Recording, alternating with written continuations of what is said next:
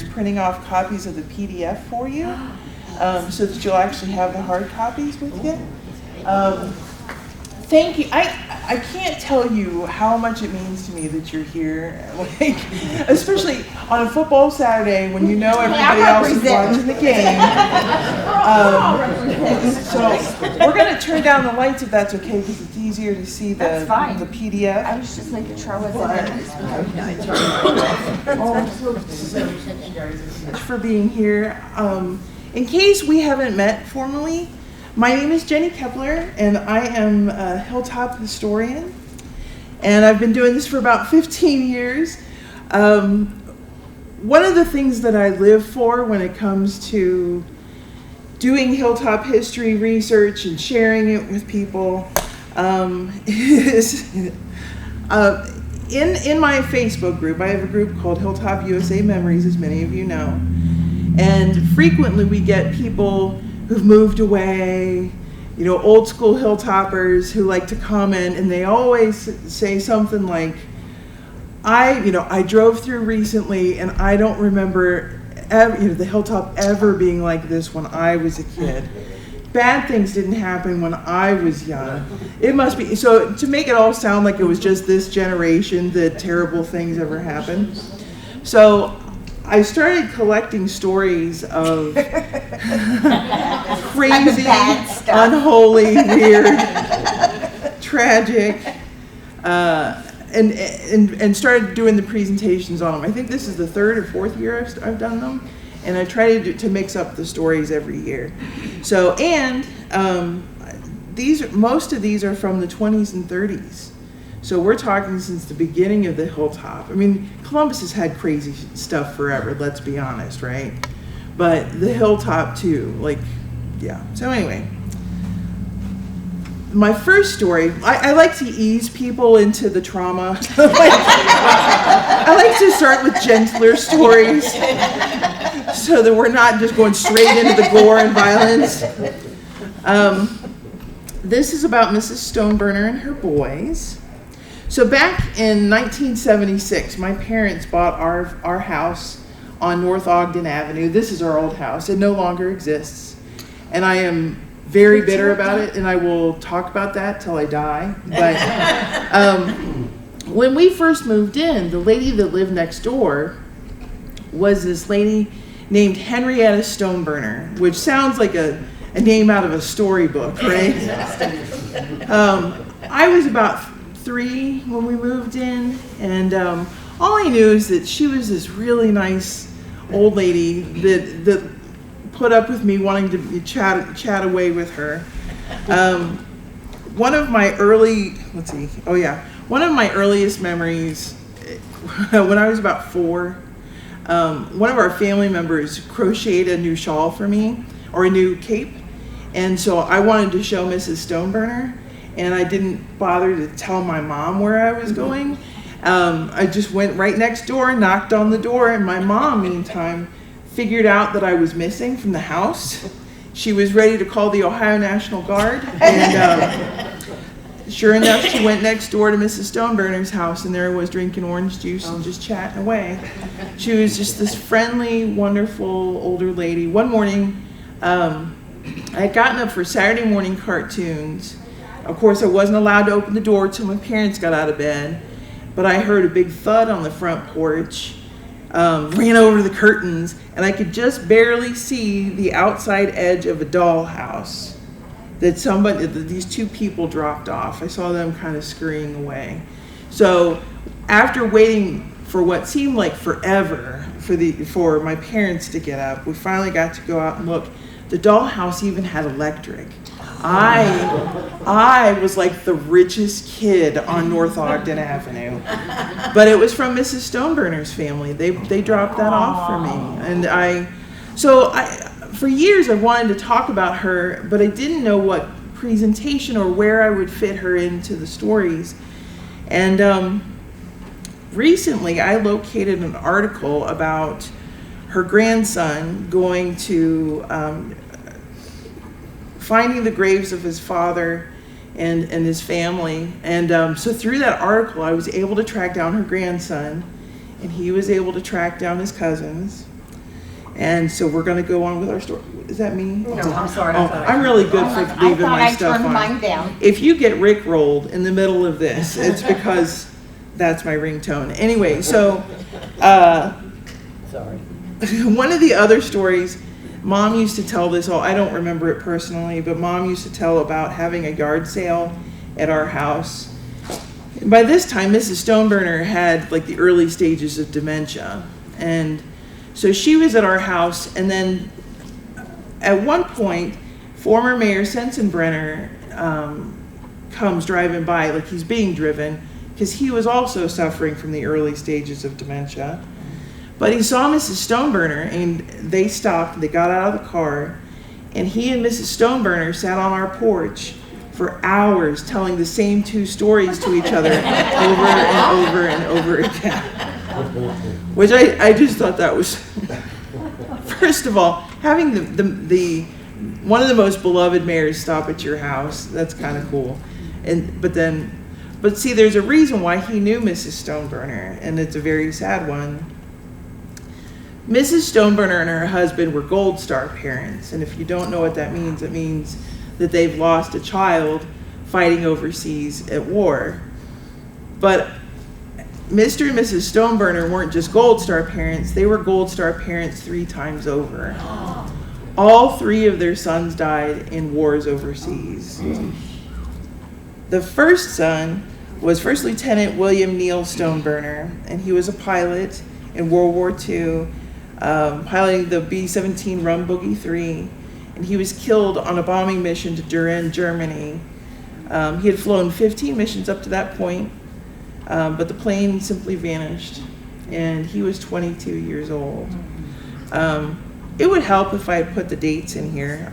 I'm so sorry that I didn't.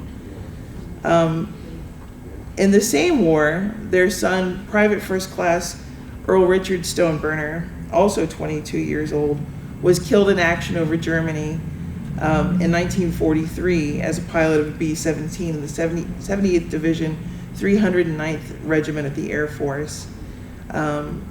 So when he was killed, they had a double memorial service for him and his brother. So later on in the Vietnam War, Army Major John Frederick Stoneburner, who was 24, was killed in an ambush on Highway Number 1 in coastal Phan Yen Province, South Vietnam, just days after arriving in the country. I was told by Mrs. Stoneburner's grandson, Carl, that after losing the first 2 boys, Mrs. Stoneburner forbade John from becoming a pilot, and so he didn't. But he still ended up being killed in action in Vietnam. And again, I don't have the date on here, which is bad. But, so after talking to Carl, or emailing back and forth and talking to him, he and his cousins got together and they amassed this collection of old pictures. It's been so long since I saw Mrs. Stoneburner, I couldn't remember what she looked like. So these are the pictures they sent me. They were so generous to send me. That's so sweet. Mr. and Mrs. Stoneburner with their son John. I guess Mr. Stoneburner was nicknamed Stony. That's what the neighbors called him. When I post about this in Hilltop USA Memories, all of these people came out of the woodwork when we're commenting. It was the neatest thing, and Carl got to see that too, with their memories about Mr. Stoneburner and Mrs. Stoneburner.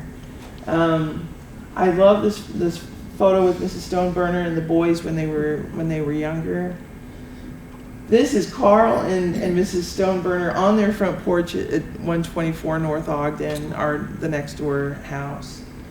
And I live for this one of her when she was a young woman.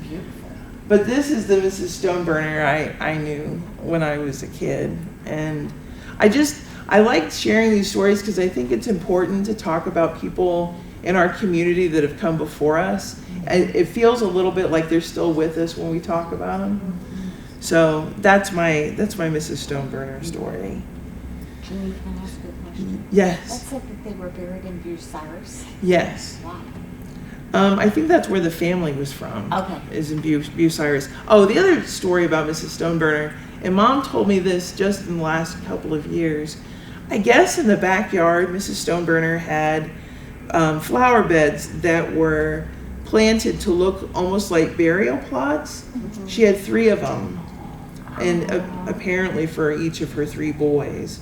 And the story was, she used to say that every time she took down her drapes to be cleaned, she would see a military messenger coming up the front porch to deliver bad news about her boys. And just how devastating is all that? So moving on to our second story. One of the things that I find common on social media are people who have discovered the cemeteries for the old psychiatric hospital and for the old Institute for the Feeble-Minded. And it's always fascinating to read these posts because they're usually upset that the headstones only have numbers on them. The psychiatric hospital cemetery was recently renovated, and if you're on social media, look for I think it's Central Ohio Psychiatric Hospital or Insane Cemetery. Something. That's what they call it. But I mean the Facebook group. There's a historian named Gary Carter who's the expert, and he used to work for the old psychiatric hospital. He has detailed all the renovations for that cemetery in the last couple of years, and they've really done a lot of good work. I don't think, however, that the cemetery that belonged to the Institute for the Feeble-Minded was part of that renovation.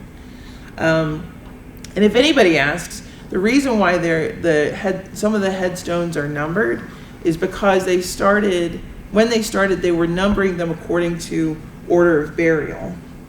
But I still don't know why they don't actually have names on them, which I think it may have something to do with that era. So the Institute for the Feeble-Minded has been named lots of different things over the years. It's the Ohio Asylum for the Education of Idiotic and Imbecile Youth. It's the Ohio Institution for the Education of Institute for the Feeble-Minded Youth, Columbus State School. Most of us old school, hi, come on in. Most of us old school Hilltoppers know of it as the state school. But as you can see, it's as time goes and as understanding about people with developmental disabilities or mental or physical disabilities grows and evolves, they would change the name. These are photographs of the original structures. They were demolished in 1987, but they look pretty big and scary and Gothic. And if you don't know any better, you would probably think like, oh, it's an institution, all the stereotypes about dark Gothic state-run buildings, start coming into play. I don't want to claim to be like some expert on the state school by any means, but I don't think it was all awful, torture, scary like people think of it as. These are photographs that were donated to the group that originally founded the Hilltop Historical Society. We're collecting different artifacts and photos and documents for their archives, and the sister of a nurse of the old state school contributed photographs that her sister had taken at the state school. The photo on the other side, that is a choir that they used to have at the state school. These are boys doing gymnastics exercises or doing exercises and field exercises. This is a group of kindergartners during, I think it's a May Day parade down here.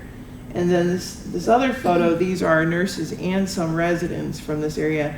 These photographs were taken between 1935 and 1940, which is appropriate because our story starts in that era. So the last point too, in digging up articles about the state school from the 20s or the 30s, you're going to find that they don't refer to them as residents or students. Even on census records, they list the people that lived there or who were institutionalized there as inmates. And so I just find it fascinating how much things change or how much they don't in the way of thinking of people with disabilities like this. But this is the story that I just came across this, I think, in the last 3 or 4 months. In 1938, on October 31st, these 2 residents of the state school, Virginia Anderson and Pauline Branicki, were in the kitchen baking Halloween cookies. They were residents or inmates.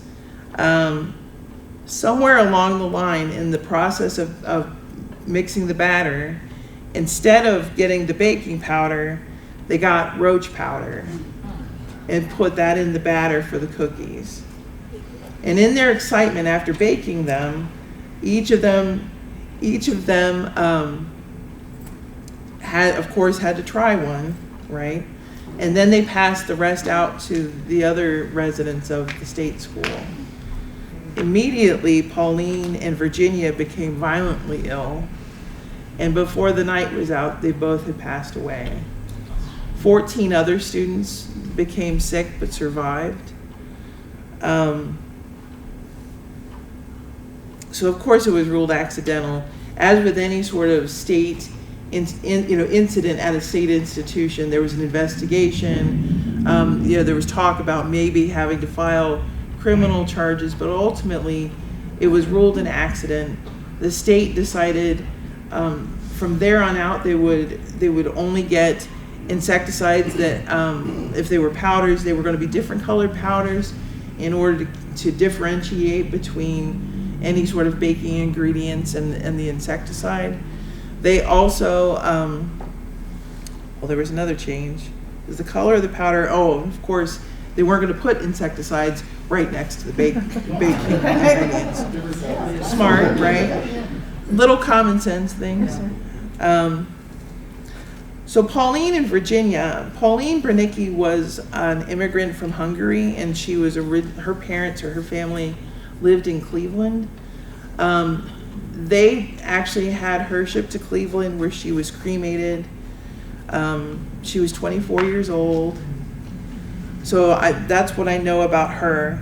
Virginia Anderson was originally from Guernsey County. Her family didn't have her delivered there. She's actually buried in the Feeble-Minded Cemetery. And she's one of the ones that actually has her name on the headstone.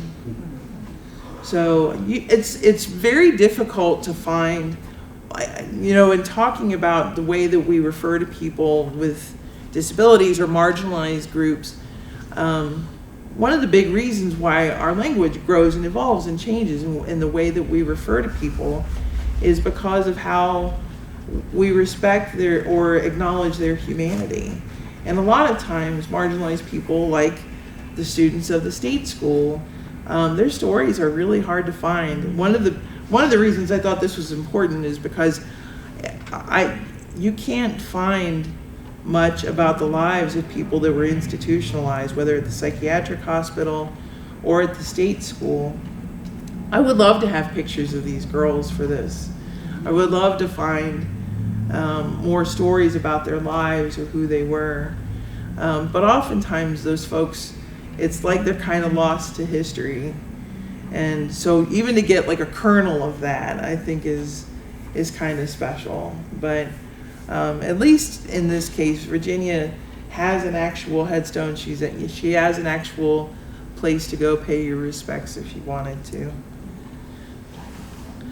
So this story, okay, I don't know if you know this, but I do house histories. I can research any building in Franklin County, and people ask me to do this all the time. And just so happens that our friend Judy's daughter had me do histories of the houses that their family has owned over the years, and one of them is this house in Westgate on Algonquin Avenue, 216 Algonquin. if you look at it, you would never know that anything funny happened here. We never knew. Yeah. I don't even know if my parents knew. Oh, that is so wild. It's crazy. So people will say, like, well, I want you to do my house history. I've always heard, the neighbors always said, you know, this was a school. This was a model home. This was, you know, a post office or whatever. And then I'll go in and do the research and I find nothing to back that up. My mom told me things about buildings in the Hilltop. And I mean, she just swore that it was true. Like somewhere along the line, somebody said X, Y, and Z about this structure. Nothing to back that up. Nothing to back that up. But then I'll haul off and do a house history like this one with zero expectations. And I find a story about bootleggers in Westgate. So I just had to share this. In 1930, I know the date's in here somewhere. In 1930, this couple, the Weekses, Samuel and Gertrude, had just moved into this house at 216 Algonquin Avenue about a couple months before.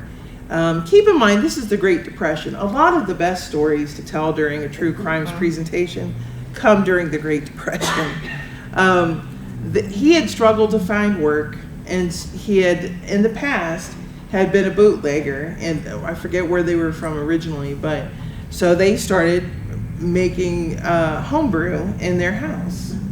Unfortunately, though, one night they were aging liquor in their bedroom, and the still exploded. He suffered from major burns through most of his body. She had some burns to her arms and torso. Somehow, with all of that, she was able to drive him to Cypress Avenue where his parents lived and get him to the hospital. But ultimately, Samuel Weeks succumbed to his injuries. She ended up surviving. The police found a 5-gallon still, 500 gallons of mash, 66 gallons of liquor, and receipts indicating that they had a wholesale liquor business. But you would just never know to look at that house. To think, there was an explosion here and people died. We had a lot of fun with that story. Jenny, can you imagine the story on 10 TV? Oh. Right. Well, first of all, if it was on 10 TV, it would be like the reporter would be about 3 blocks away because the police would have had it barricaded. You wouldn't see anything. And so I neglected to mention this on Thursday when I did this. Part of what fascinates the absolute crap out of me about doing these is that back in the 20s and 30s, I think until the 50s, Columbus actually had 3 newspapers. And so you had 3 major papers with all kinds of coverage. Some focused on the photojournalistic side. Others got very detailed accounts from witnesses. It is fascinating to see what it's like to live in a city with 3 papers. And I realize we've got TV news, but even with TV news today, a lot of it isn't very detailed. And for a lot of good reasons. I mean, forensics, they didn't have any forensic science involved in a lot of these cases. There wasn't preserving the crime scene or, you know, keeping journalists out of the crime scene until forever after, you know, it happened. So it is fascinating to me. I at the end, I've got a QR code for the Google Drive folder for all of the articles for these, but I will post it in Hilltop USA Memories today, and you can actually go through the articles yourself and look. But it is wild to see how vastly different coverage was back in the day compared to now. They're all up in everybody's business. They really were. So one of the running through lines in a lot of these stories is domestic violence, which is still relevant today, but it's not new to today. And I thought I would share some stories that I've come across. One of the first ones I ever came across in doing Hilltop historical research was this one from 1929. There was this couple named Albert and Anna Gunning who lived at 3027 Olive Street in Westgate. They lived with his parents. They had 2 young kids. One day, she got a letter from her sister saying that the sister was coming to visit, and that apparently honked Albert Gunning off.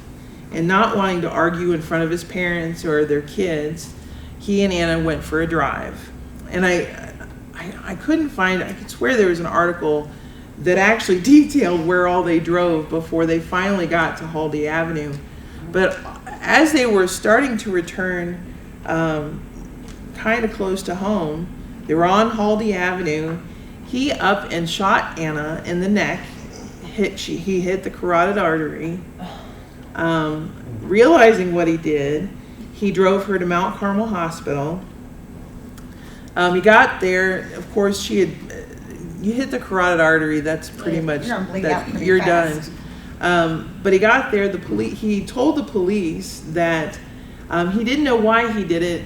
He was just in a nervous rage, is what he said.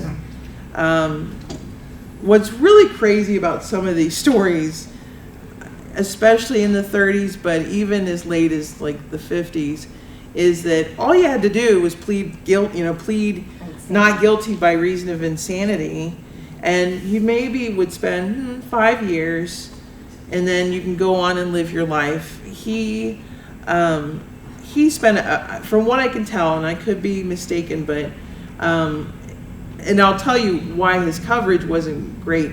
It's hard to pinpoint how long he spent in Lima Correctional, because the same day that he killed Anna Gunning, I don't know if you are familiar with, there's a famous murder from OSU, Dr. Snook, who murdered a co-ed. That case took over all of local media. It was front page news for weeks. Dr. Snook was a veterinary professor. He's the one that invented a tool that they still use today for neutering animals called the Snook hook. Albert and Dr. Snook were actually shackled together at the arraignment. And so while at first all the papers are covering Albert Gunning's case, but then this Snook trial kind of took over. But he did about 5 years, and he lived to be about 81 years old. He remarried. That's crazy. Who would marry somebody who right? Obviously, they didn't know. It was just, well, how could you not know? Well, I guess the coverage was kind of lame. She was only 28 years old, and they had young kids back then.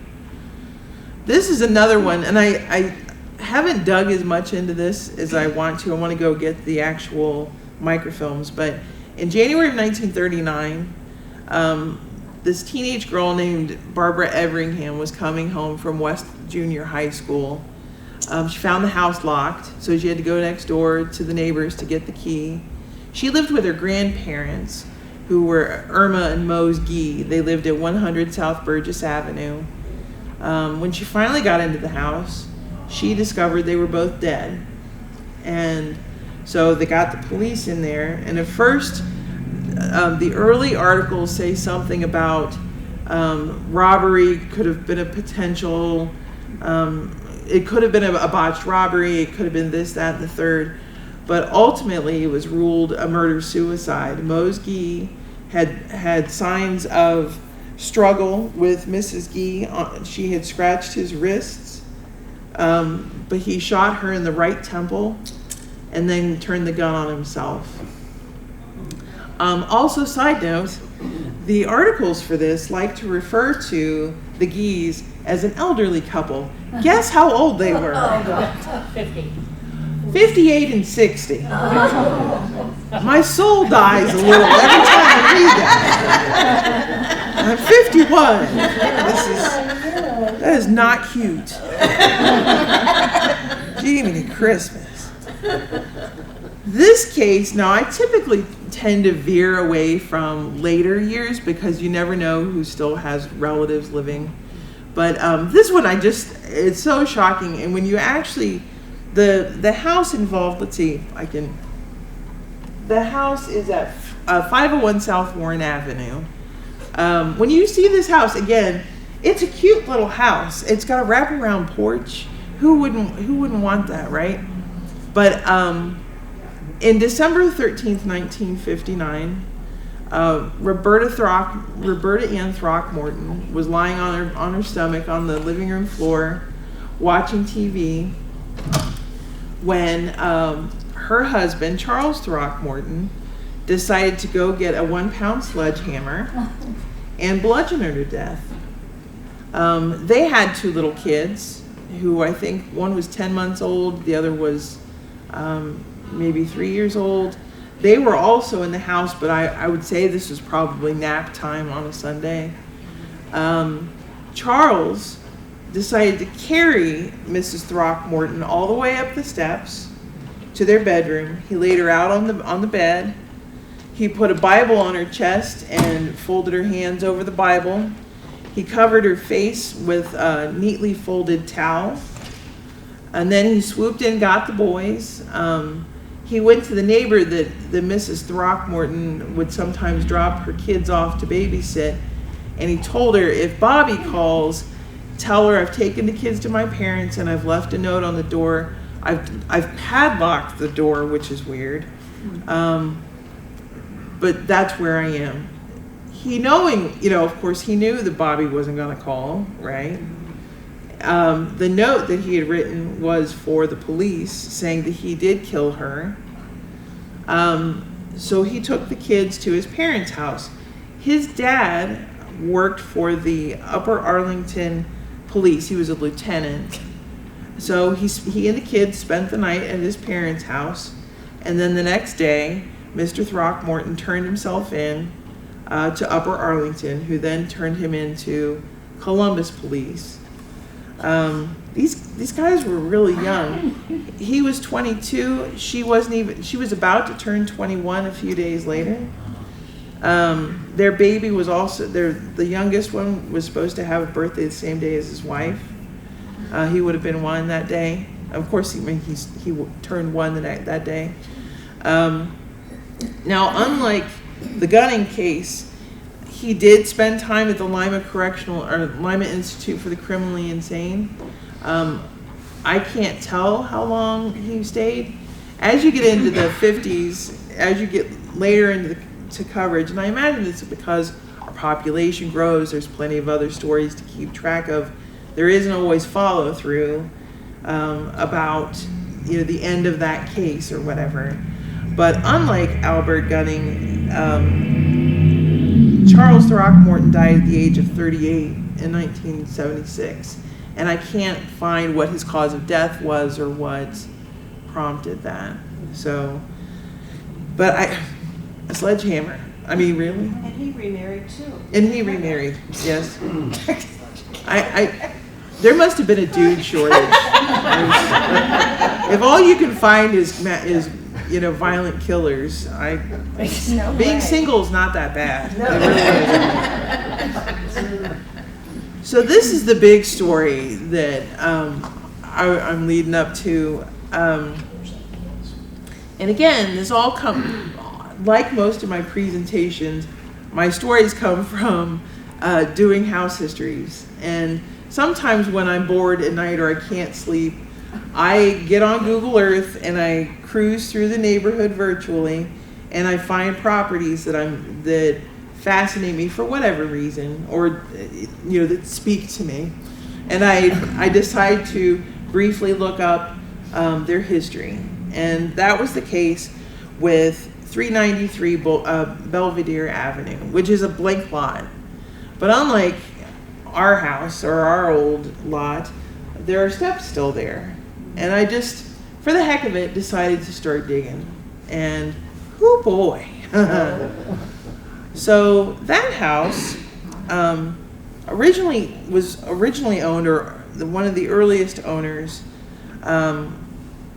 was the Yeldem family.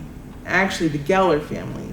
And when I'm going to screw up, because I've done this already. There's an Edith in here, and there is her name's Edith. Edith Yeldem had been married to I forget her first husband's first name. Her first husband died from electrocution at work. And then the next year, she married a man named Brady Yeldem.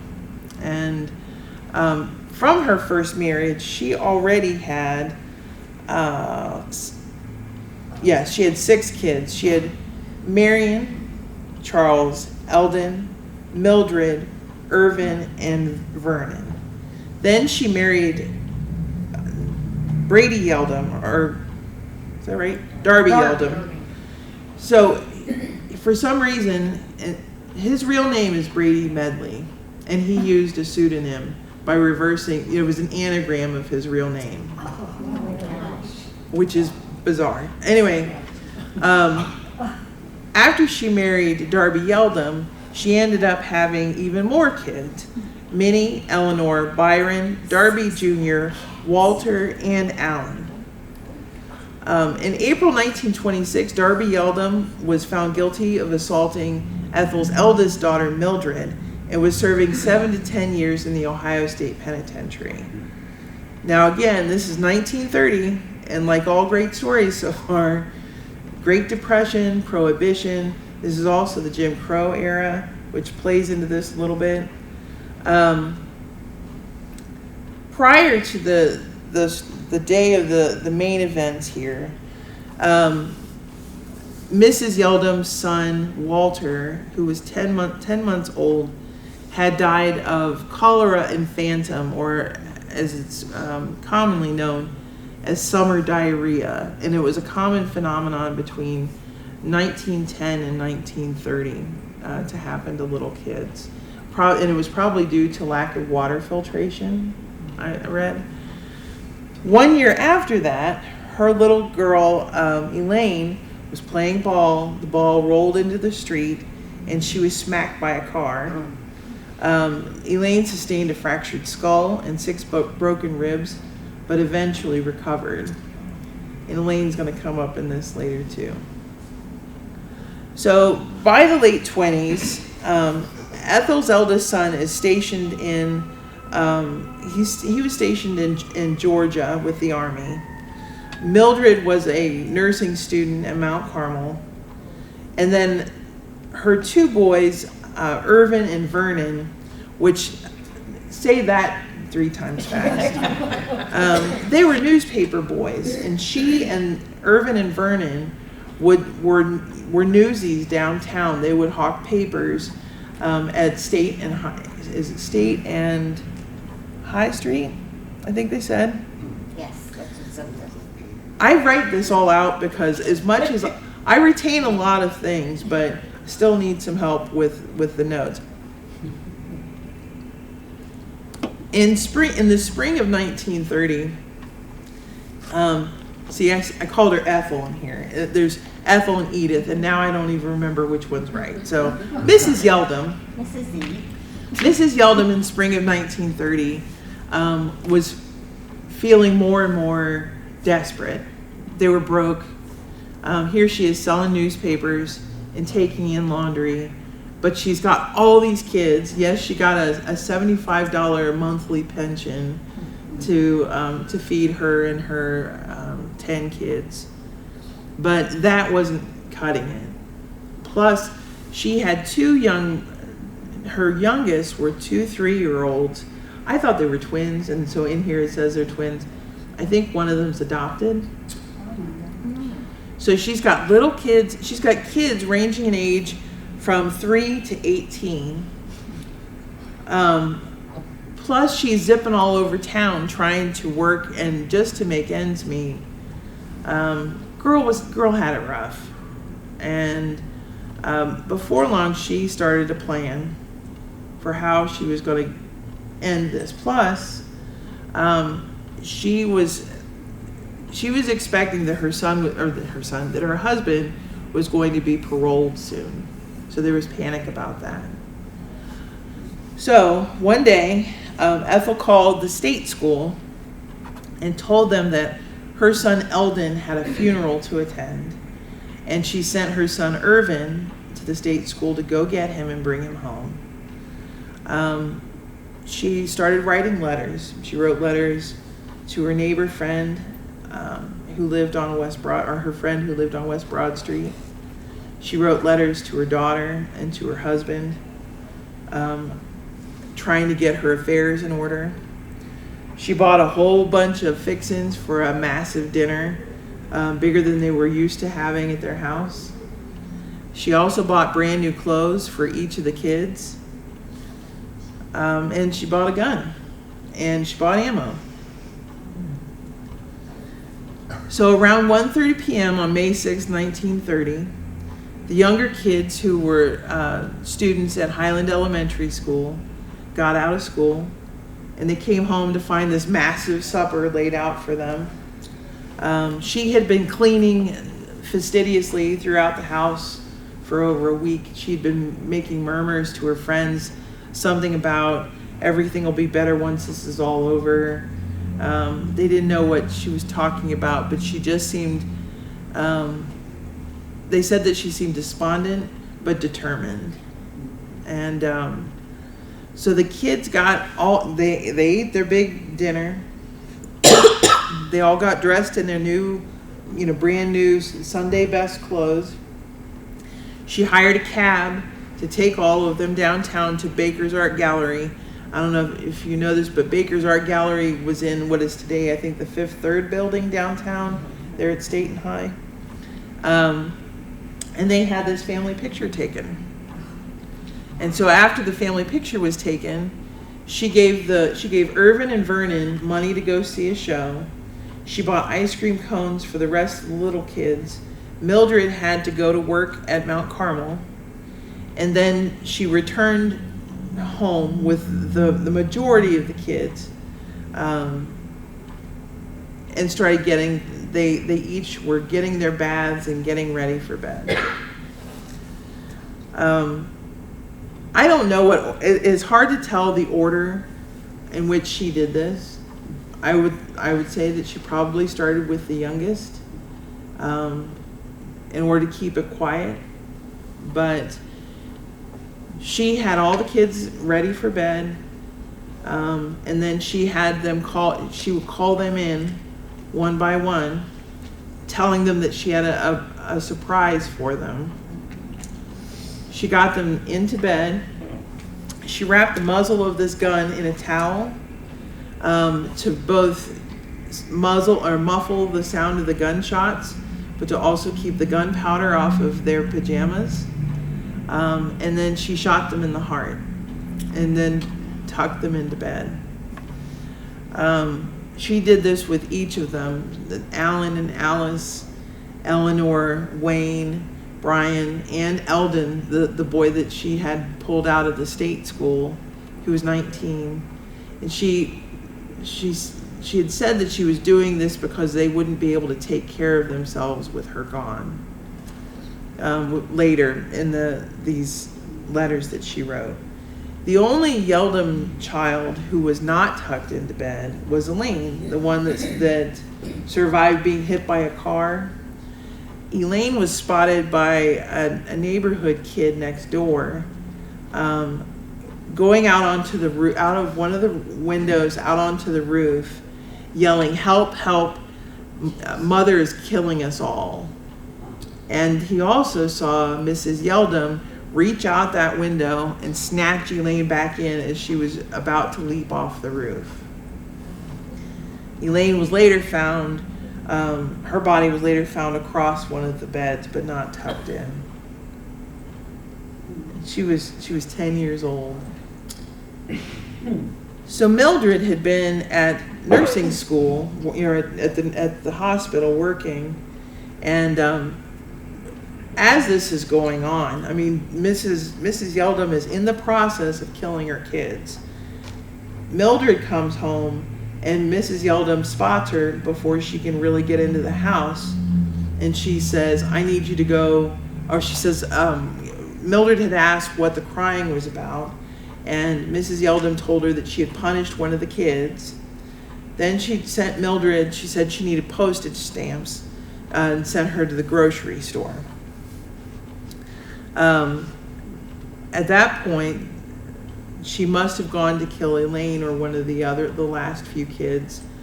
But once she was done with killing the children, she got on the phone and she called her friend Ethel, Mrs. Smith, who lived in this building on West Broad in the 2402 West Broad, in that 2400 block. She said, I've got 6 or 7 of them laid out now. Please come down and get my insurance papers and letters I left you. Come on down and keep Mildred and Irvin from coming into the house. So, of course, Mrs. Smith is freaked out. She's trying to get the police something. I think she had her mother call the police, and she got a ride over to the Yeldems, but not before Irvin was able to get to the house. So Irvin comes home. Irvin was 15-year-old boy. Came into the house to find all of his siblings shot to death in their beds, and to find his mother, who has shot herself in the chest, but has missed her heart. I forget by how many centimeters or millimeters or whatever. He said, I ran up and I found her sitting in the bed in the bedroom, a rifle on the floor near her and blood on her dress. I saw my little sister lying in another bed and was almost sure she was dead. So then Irvin actually gave a pretty lengthy interview to one of these reporters, and he said, I ran into a front room. The others were there and they looked like they were dead too. Mildred was coming down the street when I opened the front window and yelled for help. She started to cry when she saw what had happened. We got towels and water and put them on Mother's chest. I called Dr. Whitehead on the phone and he sent an ambulance. And this is Dr. Whitehead. If you're a West Sider, you know this house. That's Dr. Whitehead's house. He himself didn't actually attend in person, but he did send the ambulances. I told him Mother had shot herself, but didn't say anything about the others because I was sure they were already dead. So this part breaks my heart. It's just, all of it's heartbreaking, but this part. So Vernon, who was 12, after he decided not to go to the movies downtown. Instead, he was working the newspaper stall where his mom usually worked. And he was so into selling papers, I guess, that he wasn't paying attention to the fact that other newsies were actually shouting about the breaking news of what was happening at his house while he was downtown working. He was oblivious to all of it. And it wasn't until another newsie grabbed him and took him to the newspaper office, and a reporter drove him to their house, did he know what was going on. And he got there just in time to see the coroner's office bundling off his brothers and sisters to be sent to the morgue. The United Press wrote, the boy, racked with sobs, saw the bodies of his brothers and sisters placed into hearses and driven to the morgue. That young kid, like, all these kids, like the trauma of all of this going on. Mildred and Irvin ended up accompanying their mother to the hospital. Mildred spent the night with her in the hospital. Irvin was taken in by a neighbor, and Vernon ended up spending the night at the Training Institute, or TICO, as many of us knew it. 1 week after the murders, Mrs. Yeldem was transferred to the city prison, the new city prison's hospital wing. All the papers at the time kept speculating that she was going to survive. Little did they know she was bleeding out. But again, one of those instances of the newspaper coverage at the time. Here, the photographers are right in her room in the hospital as she's being arraigned by the judge and the prosecutors. Of course, she covered her face. It's just wild, like how up close and personal some of the the photojournalistic coverage was. Oh, there's a funeral. So if you know this house on West Broad Street, this is, the address, I always forget the address. Numbers make me cry, so I don't remember those too well. 2456 West Broad Street. This is the famous White House near Eldon and Broad. But back in the 30s, it was a funeral home, and it was run by Clifford Cohen. And this is the funeral home that took care of the children's services. Mrs. Yeldem, in all those letters that she wrote to friends and neighbors and her kids, detailed what she wanted for the funerals, what she wanted for her possessions, what she wanted for the kids, all of that. I think she had specified that she wanted blankets. She had money set aside specifically for blankets for the children for their funerals. She wanted it to be a private service, so the press wasn't allowed into the wake service. And then, it was just she knew all of this. She had this all squared away in her letters. The 3-year-old twins shared a casket, so there were 6 caskets lined up. They didn't have the press inside the actual service, but they had them. The press most certainly showed up to the funeral, and if you could, I know it's grainy, but you could see the crowd of people that showed up at Union Cemetery for their actual funeral service. Reverend E.L. Motter of Glenwood Methodist Church performed the service, and he read the passage about suffer the little children to come unto me. Flowers were sent in from everywhere, from the newspaper offices that the boys and Mrs. Yeldem had worked for, their relatives, of course, neighbors. But this must have been just a devastating thing, to everyone. I mean, who would think to do that to your own kids? I mean, even if you were desperate. So ultimately, 3 days after she was arraigned in the hospital, Mrs. Yeldem succumbed to her injuries. She died from internal bleeding, and she was buried in Union Cemetery right alongside her children. The newspapers reported that they had a single monument at the gravesite, but today there are, as far as I can tell, there aren't any headstones for the children or their mother at the site. Darby Yeldem was refused parole. Neither Darby Yeldem, Mrs. Yeldem, her mother were at the funeral for the kids. So it was just the surviving Yeldem kids present, or Geller kids, from her first marriage, that were present for the services.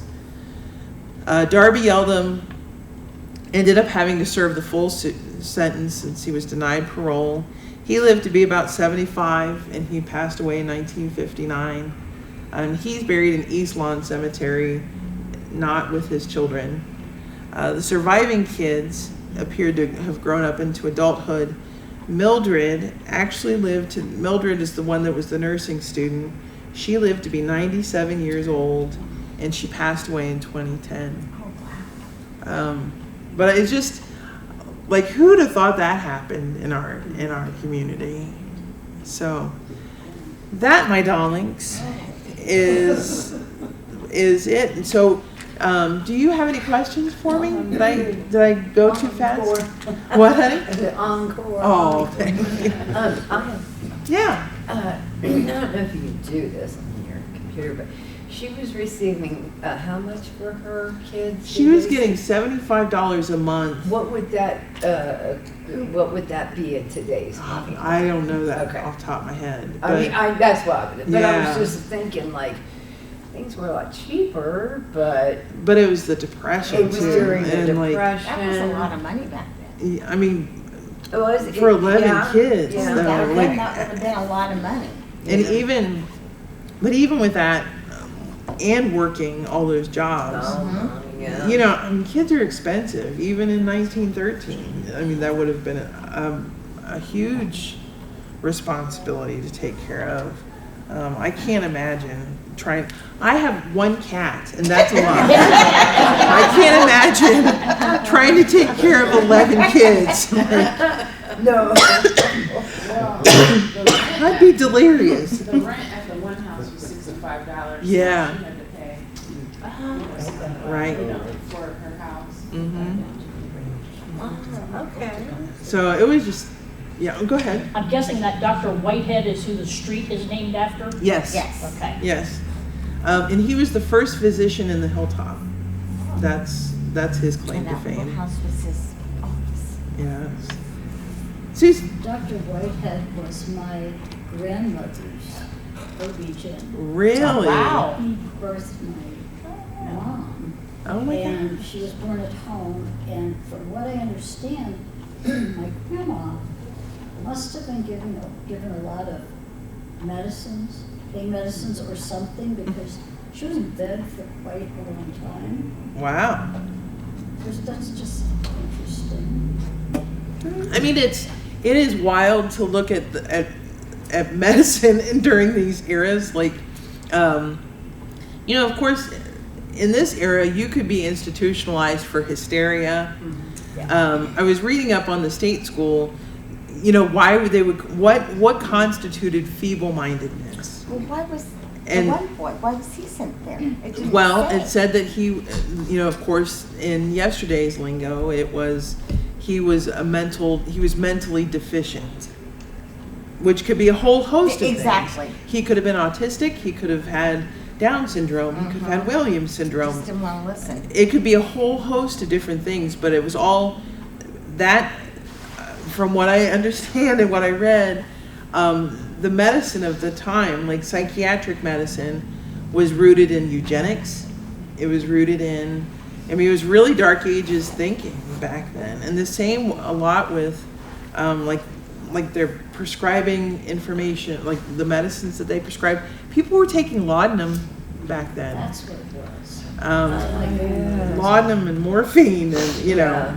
a whole host of Just stop the pain. dangerous honking And things. you, Jenny, Yeah. my grandma also, same grandma, worked at the school for the feeble-minded. And my mom used to go there for dances and different things like that. Wow. But then the other side, the state school, Yeah. on the other side, I had other relatives that had worked there. One was a baker and things.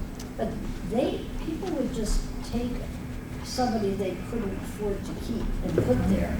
And another friend of mine had some related cousin or some sort of a generation before who had given birth.